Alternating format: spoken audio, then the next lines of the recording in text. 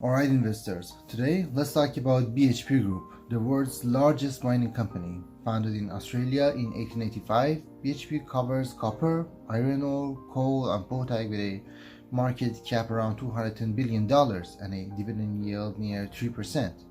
On June 5th, the stock got smashed and dropping 6.8% in a single session from $88.78 to $82.37. Volume hit 4.61 million shares, well above the average 2.99 million, and the panic selling clearly showed up. But this is exactly the kind of buy the dip setup we watch for. The H1 2026 results were already strong, and underlying EBITDA rose 25%, margin hit 58%, return on the capital hit 24%, and the interim dividend jumped 46% to 73 cents. And the real beast is copper. Copper EBITDA hit record $8 billion with 66% margin, contributing more than half of the group's earnings. Copper production guidance is expected to increase by another 150,000 tons across 2026 to 2027, with a projected 5% CRG from 2027 to 2035.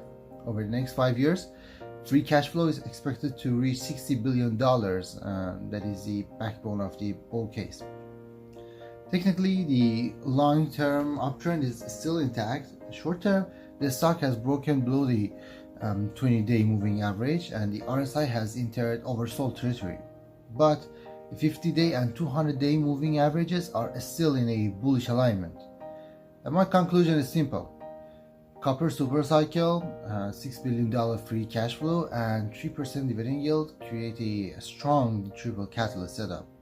Yes, the analysts target around $68.07 is below the current price, which means the valuation is not cheap, but the copper cycle narrative is still very strong. So the question is simple.